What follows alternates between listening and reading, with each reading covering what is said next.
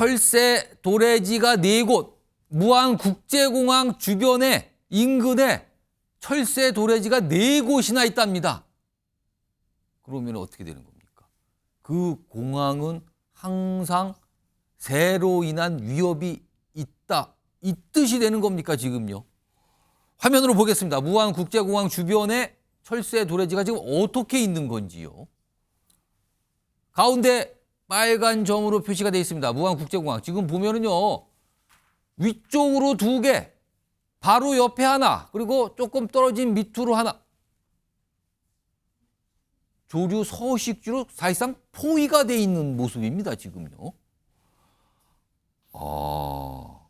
이게, 그런데 지금 이 제주항공 여객기 참사의 처음 시작점은 조류 충돌로 파기되고 있는 거고요. 이와 관련된 얘기들이 좀 있었습니다. 들어보시죠. 01 방향으로 당초에는 착륙을 시도하다가 관제탑에서 조류 충돌 주의 경보를 이렇게 줬다고 합니다. 주고 직후에 얼마 안 있다가 조종사가 웨이데이 선언을 했다고 하고요. 대략 파악하기로는 약 2분 조금 넘는 걸로 이렇게 파악을 하고 있습니다. 통상 그 조류 예방 활동하는 분이 지금 여기 4분 근무한 걸로 제가 알고 있고요. 그 사건 당일날 2분이 근무하신 걸로 알고 있습니다. 그렇다면은 지금 이 조류 서식지가 4곳이나 있는 거예요. 그 주변에. 그렇다면 항상 새가 날아다니고 그 새를 퇴치해야 되는 이런 중요한 어떤 작용이 있어야 되는 곳이군요. 지금 보니까요. 자, 그런데요. 과거에 무안국제공항을 만들 당시에 여러 가지 평가를 하죠. 그중에 이제 환경평가인데 그중에 조류 환경평가라는 게 있었다 그러네요. 화면으로 정리해 보겠습니다. 이게 2022년 이 공항이 운영이 되면 항상 평가를 받잖아요. 여러 가지 사항에 대해서. 근데 이게 2022년 4월이라는데요. 무안공항 인근에 출하는 조류 6종, 평균 무게는 1kg 이상, 3단계 위험 수준이다. 철새 도래지 4곳, 주변 13km 이내 4곳이 분포돼 있다. 향후 항공 편수 늘어날 경우 조류 충돌 위험성이 증가. 함은규 교수님, 이런 평가가 있었군요. 네, 그렇습니다. 실제로 이 무안국제공항 인근이 말씀 주신 것처럼 이제 대표적인 우리나라의 그 겨울 철새 도래지로 알려져 있고요. 예. 심지어 이제 무안 쪽에서는 유네스코에 이런 철새 도래지에 대한 부분을 또 신청을 했다라고도 알려져 있습니다. 그래서 결국 어떻게 보면 굉장히 공항으로서의 위치가 부적합한 이런 곳에 공항이 신설이 됐고요. 아니, 철새가 온다는 거는 그만큼 환경이 좋다는 뜻이지만 공항과 관련돼서는 굉장히 위험한 상황 아닙니까?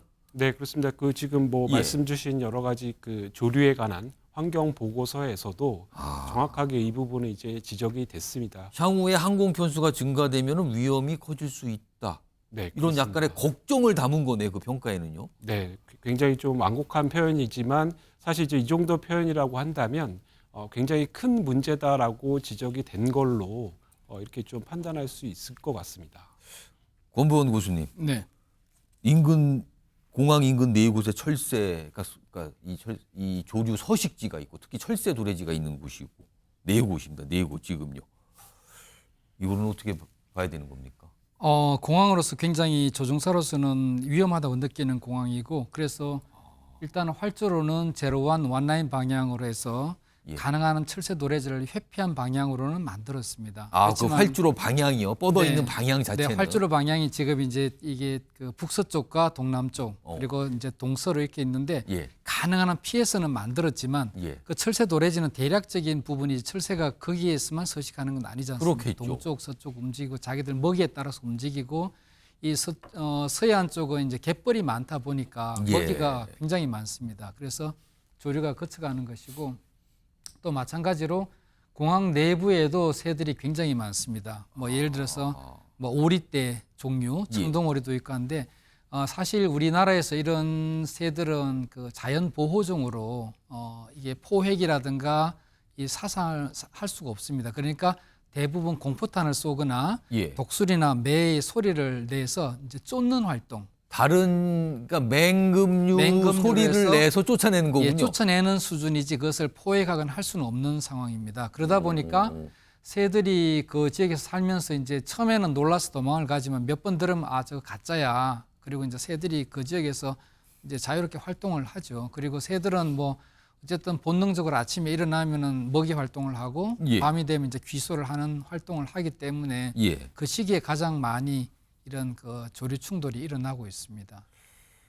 이 항공기가 운항 중에 조류하고 충돌할 경우, 그러니까 네. 버드 스트라이크가 발생했고요. 그 충격은 어느 정도라고 봐야 됩니까? 예, 제가 사실 비행을 하면서 관악산 상공에서 대략 고도는 3,000피트, 약 1,000m 이상에서 1000m 이상의 네, 고도. 거기서 예. 조류를 충돌했는데 예. 거의 대포를 맞는 기분 그 정도로 납니다. 그러면 그래서 그때 당시 항공기 어느 부위와 충돌이 저는 다행히 운 좋게 이제 기체 옆부분에 스치듯이 맞았습니다. 근데 직접 맞은 게 스치듯이 맞았지만 예. 굉장히 큰 소리가 들리고 예.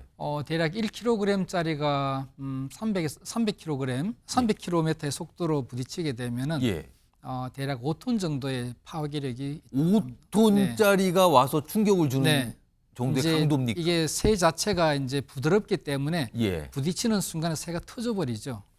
네, 그런 상황이면서 만약에 5톤의 힘이 딱딱한 그 쇠조각이었다면 비행기는 이제 그쪽이 굉장히 손상을 입고 그거는 뭐 상상하기 어려운 충격이었고. 네, 그래서 그나마 세기 때문에 소리가 나고 약간의 이게 찌그러짐 정도로 하고 예.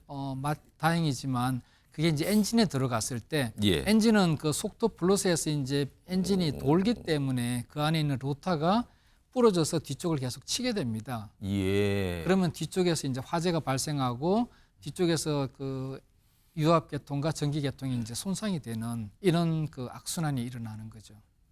항공기 운항이란 측면에서 새가 다가오는 건 그만큼 치명적이고 위협적일 수 있다는 뜻이네요. 그러면. 예, 새도 이렇게 큰 비행기를 보면 가끔 적으로 느낀다고 하는 분이 있습니다. 연구 결과에 보면은 비행기가 이제 큰 게 오면은 예. 이제 용감한 새들은 이렇게 덤빈다고 합니다. 새가요? 네, 그건 제가 뭐 직접 해보지는 않지만 실제 항공기 엔진에 보게 되면은 그 이렇게 돌면서 예. 이렇게 그런 마치 맹금육 안에 있는 듯한 그런 것을 보여주는 경우도 있습니다. 엔진에 보게 되면 앞쪽에 뭐가 빙글빙글 돌면서 그렇죠. 예, 돌죠. 그게 결국은 새가 겁을 먹게 하는 그런 역할을 하고 있습니다.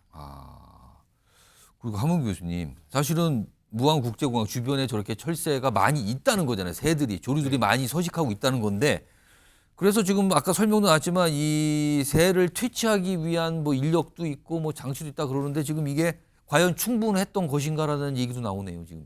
네, 그렇습니다. 뭐 지금 뭐 4분이 근무를 하는데 지금 참사 당시에는 예. 2명이 근무를 했었다라고 알려지고 있고요. 근데 이제 이분들이 이제 사용하는 방법이 이제 실질적으로 이제 눈으로 보는 목측 정도. 그러니까 뭐 일반적인 그 소위 말하는 조류 감시 레이더라든가 뭐 열화상 뭐 카메라 감지기 예. 뭐 이런 것들은 지금 이 무안국제공항에 설치가 안 돼 있는 것으로 아무래도 그런 장치는 좀 정교하게 감시와 파악이 가능한 건데 그 장치가 없는 걸로 지금 나옵니까? 네, 그렇습니다. 그러니까 결국 이제 사람이 뭐 이렇게 목측을 해서 예. 감시를 하다 보면 뭐 한계가 있는 거거든요. 뭐 화장실을 갈 수도 있고 예. 여러 가지 조건들 그래서 뭐 24시간을 원활하게 감시는 하기가 어려운 조건이기 때문에 예. 지금 말씀드린 이러한 설비들을 좀 활용을 하면 적어도 어떤 철새 때의 어떤 그 동선이라든가 뭐 이런 것들을 좀 상당히 뭐 육안으로 보는 것보다는 좀 광역적으로 이렇게 관찰이 감시가 가능할 텐데요. 예. 지금 안타깝게도 이제 그런 부분들이 아직 적용이 되지 못한 이런 상황이라고 할 수 있겠습니다. 자, 그럼요. 지금부터는 이 사고 여객기의 기종 얘기 좀 해보겠습니다. 이게 보잉 737-800 기종입니다. 전 세계적으로 지금 굉장히 많이 운항이 되고 있다 그래요. 그래도 우리나라도 여전히 운항이 많이 되고 있는 기종이라 그러죠. 그러니까 장거리 노선이라기보다는 단거리, 중거리 정도의 노선에 투입되는 기종. 그리고 규모가 그렇게 크지 않은, 상대적으로 크지 않은 기종이라 그러는데요. 이와 관련된 설명이 좀 있었습니다. 들어보시죠. 사고조사 참여를 위해 NTSB 미교통안전위원회의 2명, 보잉 제작사 2명은 오늘 저녁에 도착할 예정입니다. 사고 항공기와 동일 기종을 운항하는 6개 항공사를 대상으로 항공기 엔진, 랜딩 기어 등 주요 계통의 정비 이력에 대한 전수조사 총 101대를 실시할 계획입니다. 랜딩하는 그 제한치 그 웨이트가 있습니다. 그 웨이트를 초과했을 때는 그 홀딩을 해서 연료를 소모하든지 아니면은 그 퓨얼 덤핑이라고 연료를 이렇게 뿜어내는 방식으로 소모하는 게 있는데 그런 경우는 좀 시간적 여유가 있을 때고 어제 같은 경우에 긴급 상황에는 그런 시간적 여유가 없다라고 판단이 제가 되고 있습니다. 지금 또 다른 어떤 많은 분들이 주목하고 있는 부분은 이 사고가 발생한 이 여객기에 연료가 남아 있었다. 근데 이 연료가 더 없었다라면 어떤 화재나 이런 게 좀 규모가 작아지거나 줄어들지 않았을까? 이런 말씀들도 좀 하고 계시거든요. 권보영 교수님. 네. 그러니까 많은 분들이 그건 알고 계세요. 어떤 비상 상황에서 착륙을 할 때 이게 연료가 많으면 혹시 위험이 더 커질 수가 있으니까 화재 네. 등. 그러니까 착륙을 비상장 하기 전에 연료를 방출하는, 그러니까 날개 끝에서 연료를 이렇게 다 뿜어내서 버리는 거죠. 근데 이 기종은 안 됩니까, 그게? 네, 보잉 737 기종은 이런 연료를 방출하는 기능이 없습니다. 그럼 다른 기종이, 예를 들어서 보잉사에서 만든 다른 기종은 있는 기종도 많이 있습니까? 네, 이렇게 방출을 하는 이유는 예를 예. 들어서 장거리 비행을 할 때 한국에서 예를 들어서 미국을 가거나 유럽을 갈 때 연료를 거의 100톤 가까이 실습니다. 지금 화면 보시면 저렇게 방출하는 모습이 나오거든요. 네, 저렇게 연료를- 날개 끝에서 버리고 맞습니다. 있어요. 100톤 정도 싣고는 착륙하는데 여기서 이제 조금 전에 국토부에서 설명이 있었지만 예. 최대 착륙 하중보다 더 많은 그 웨이트가 되기 때문에 그 연료를 버려야지 착륙을 할 수가 있습니다. 실제 100톤은 굉장한 무게입니다. 그래서 예. 그 연료를 버려야 되는 것이고 법적으로 실어야 되는 항공 연료는 내가 도착했을 공항에서 예. 착륙을 하는 연료에서 그 공항에서 15분간 이제 선회를 비행할 수 있는 연료 그리고 예비 공항까지 갈 수 있는 연료를 포함을 해야 됩니다. 그럼 여분을 좀 착륙을 하더라도 연료를 다 쓴 상태가 아니라 여분을 갖고 있는 거군요. 네, 그렇습니다. 실제 만약에 내리려다가 못 내리는 경우가 발생을 할 수 있지 예, 않습니까? 만약에 앞에서 어떤 활주로에 문제가 생긴다거나 또는 뭐 기상이 갑자기 나빠질 경우가 있기 때문에 그런 경우는 예비 공항으로 가야 되죠. 그래서 예. 이제 그런 연료를 다 법적 연료로 싣고 있기 때문에 그 항공기에서 연료가 착륙할 때 없다는 것은 오히려 법을 위반하는 그리고 더 위험한 상황이 될 수가 있습니다. 그러니까 어느 정도 여분을 갖고 착륙을 한다는 거죠. 네, 그렇습니다. 그럼 만약에요. 지금 사고 이 기종은 연료를 방출하는 기능이 없는 기종이라 그랬잖아요. 네네. 근데 만약에 이 기종이 연료를 방출하는 기종이 있는 여객기라고 하면 이 사고가 발생할 것 같은 그런 비상 상황에서는 연료를 다 방출을 하는 게 맞는 겁니까? 그때는? 네, 비상 상황에서는 연료를 방출하지만 지금 같이 예를 들어서 뭐 내가 계획을 해서 예. 동체 착륙을 하겠다. 그러면 방출할 수 있으면 방출을 하겠죠. 최대한. 어. 그렇지만 이런 경우에는 내가 동체 착륙하려고 계획을 한 게 아닙니다. 예. 다만 올라가다가 엔진이 고장이 났고 그래서 불가피하게 돌아서 착륙을 하는 과정이기 때문에 그거는 그 엔진을 뭐 연료가 방출할 수 있더라도 할 수 있는 시간적 그런 또 여유, 여유라든가 아까 말씀대로 전혀 아까 말씀 한 30분 정도의 시간적 여유가 있고 이 지상에 있는 스태프들과 관제탑과 충분한 교신 네, 중에 그렇습니다. 준비가 있을 상태에서는 방출을 할 수가 있다. 네, 또 연료는 아무데나 버리게 되면 오염이 되기 때문에 아. 그 연료도 방출하는 지역이 따로 있습니다. 그렇군요. 네. 그리고요. 지금 이 제주항공 여객기, 이 사고가 난 여객기와 관련해서 많은 분들이 혹시 다른 이유는 있는 게 아닌가. 그러니까 예를 들어서 그런 거죠. 뭐 여객기의 피로도가 좀 많이 쌓인 거 아닌가. 뭐 이런 얘기들 좀 나와요. 이와 관련해서 제주항공 쪽에서 좀 설명을 좀 내놨습니다. 들어보겠습니다. 737-800이라는 항공기 특성상 어떤 미주나 유럽이나 이런 긴 노선을 가는 그런 비행기는 아니잖아요. 큰 그런 비행기들보다 이착륙 횟수가 상대적으로 많을 수는 있습니다. 근데 그런 부분들과 어떤 기체의 피로도와 관련성 그런 부분들은 제가 한번 더 다시 체크를 하도록 하겠습니다. 한문규 교수님, 그러니까 비행기가 긴 노선을 가는 게 아니다. 그 피로도 관련 좀 살펴봐야 된다는데 이거 좀 어떻게 보고 계십니까? 뭐 실제로 이제 항공기는 결국 이제 끊임없이 점검과 체크 그리고 어떤 이상 상황이 발견이 되면 예. 운행을 하지 못하도록 이런 그 전반적인 관리 시스템이 운영이 되고 있고요. 예. 적어도 이제 우리가 뭐 피로도라든가 마모도 예. 이런 것들은 사실 이제 각각의 부품들에 대해서 그런 그 소위 말하는 MTTF라고 하는 뭐 이 고장 모드라든가 이런 것들을 다 분석을 해서 예. 그러니까 쉽게 말씀드리면 고장이 날 부분들은 선제적으로 교체를 하거나 예. 교환을 할 수 있는 이런 정비 시스템을 갖추고 있습니다. 그래서 그런 부분들이 아마 지금 이제 그 인터뷰에서 얘기한 것처럼 그렇게 어떤 부품이라든가 주요한 요소들에 대해서는 주기적인 관리와 점검을 하고 있다라는 취지로 보입니다. 네.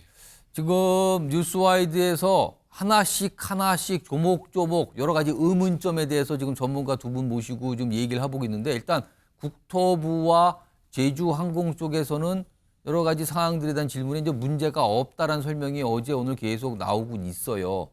그러나 지금 조사는 진행 중이거든요. 그리고 블랙박스가 수거가 됐다. 비행 기록 장치, 음성 기록 장치 그 두 가지 블랙박스가 수거가 돼서 지금 아마 조사를 벌일 텐데 시간이 꽤 걸 수 있다 이런 말까지 나오고 있는 상황입니다. 그러니까 이 부분은 최종적인 어떤 조사 결과는 기다려 봐야 되는 상황입니다.